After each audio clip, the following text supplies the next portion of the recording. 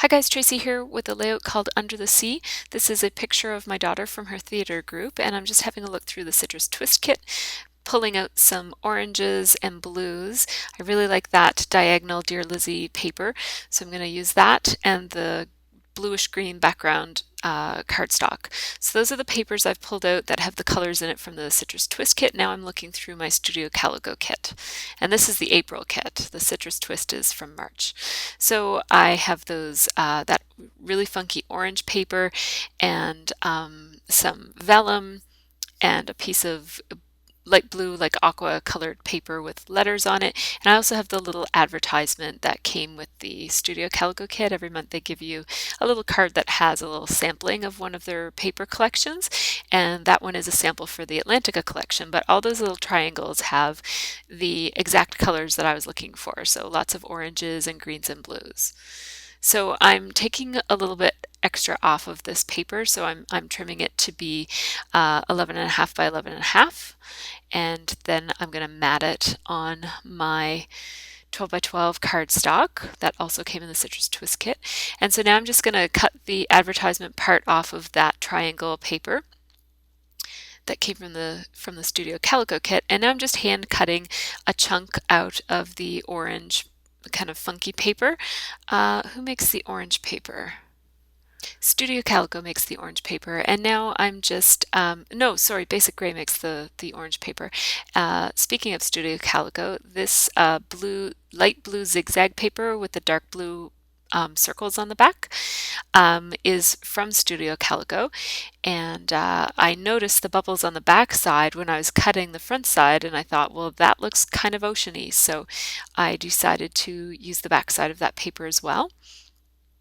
And I like to use a darker color to ground with a vertical stripe across the bottom. That's a common theme in my layouts.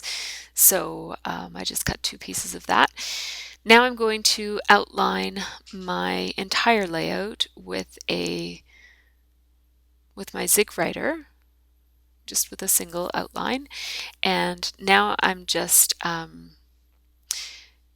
I'm just attaching, I got a bit of glue on my background paper, attaching that zigzag paper by Studio Calico to that frame, that vellum frame, or it's not really vellum, it's like an acetate, is by Basic Gray. A whole package of them came in our Studio Calico kit. And so I'm just outlining all of the different elements that are going to go on this one. Some of this outlining you're not going to see, but I never know how the layers are going to go until it's done. So I go ahead and outline everything. And so I'm just using my phone to put all those pieces back the way they were. And I'm trying to decide if I want some of the brown paper bag and stuff to show on the bottom or not. And so I end up covering it up with the blue strip, all of the little edges along the bottom. And I was going to use this is the advertisement strip from the Dear Lizzie paper. So I'm going to put everything down. It's a little awkward the way I'm doing this. It's not the greatest way. Usually I just take things off. I don't know why I was so like worried about not getting it on there right. So yeah, basically everything has to line up fairly straight because I've got two square elements that need to be side by side, but I don't want them to be exactly straight. So I'm just kind of trying to, make my edges that aren't straight look like they're supposed to not be straight instead of making it look like it's an accident, I guess. And I end up going back and straightening everything out because it wasn't working. So I didn't like that yellow piece of paper, and I decided to look for something else. It was a little bit too much of a contrast with the blue. It was like a really pale buttery yellow. And this border sticker from Crepe Paper is a bit of a brighter yellow, and it's sort of almost the same color, but I think the fact that it has some interest to it, it's not just a plain rectangular strip, makes me like that a little bit better there. So I'm just straightening up some of these pieces that were looking a little odd.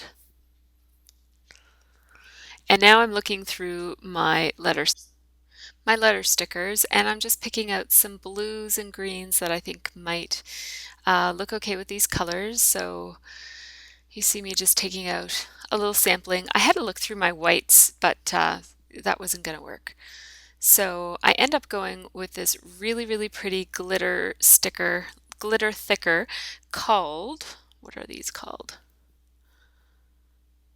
They are Amy Tangerine, and the font is called Scene, Scene, and I really like how they look for the ocean theme, I guess, to this.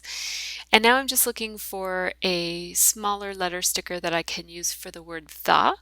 And at first I was wanting it to be orange, so I picked out a couple of orange letter sticker sets, but those are both of those orange fonts are too big for like the word the, which is the less important word, was way bigger than the two main words of the phrase.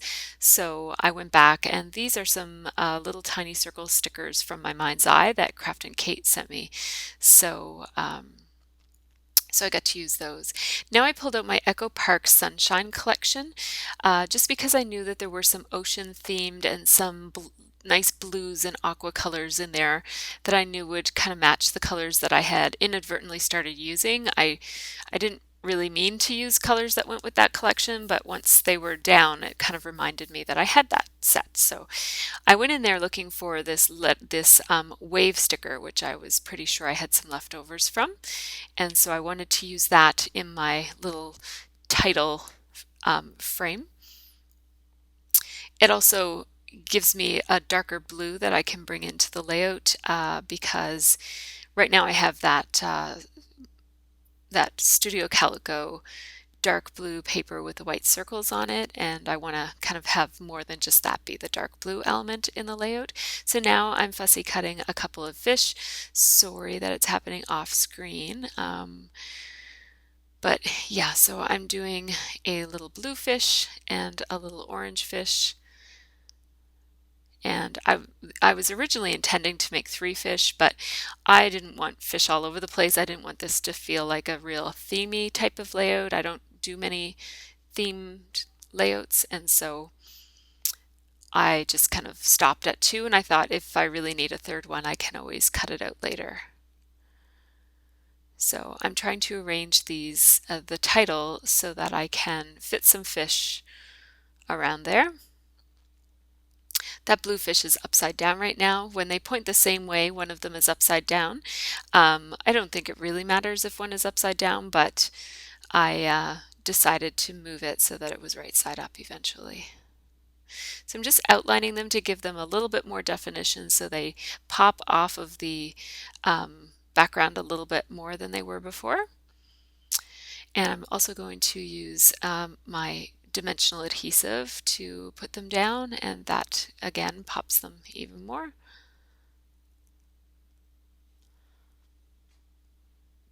So now I've got sort of the basic layout completed, and now it's just a matter of figuring out how I'm going to embellish it. So these are some basic gray stickers that came in the Studio Calico kit, and I really like the orange arrow, and so I decided to point it at my daughter's face.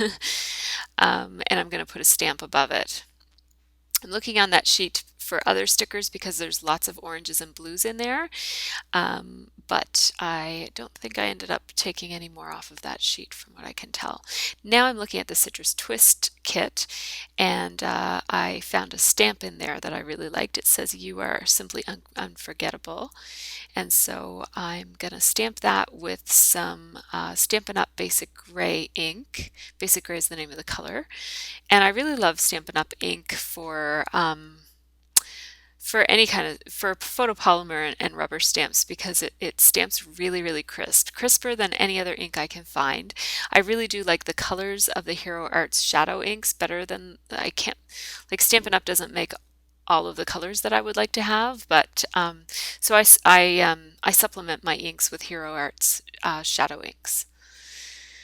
So I needed a journaling piece to go fill up some of that space on the orange paper, and you saw me looking at a bunch of different sticker options, and none of them really worked. So I went with this October Afternoon journaling card, and I trimmed it down so that it would fit with a bit of orange showing on either side because I didn't want to totally cover up the orange piece. And then that tab it's like a translucent vellum, and it came in the Citrus Twist kit, and it says today was ... And so the journaling continues on and says Livy's first musical performance with Unicorn Theater, or at Unicorn Theater. So I had to replace my staples in my tiny attacher. My tiny attacher is actually broken. It's been broken ever since I got it. Like I think I broke it. I don't think I bought it. I don't think it was defective or anything. I think I broke it the first time I changed the staples. So so I've been using it for years, and it just takes a lot longer to change the staples because the little rubber piece inside is all stretched out. So it always takes me a while to change my tiny attacher staples. So now I'm looking for some wood veneers that I'm going to use to decorate this layout to give it a little bit of dimension.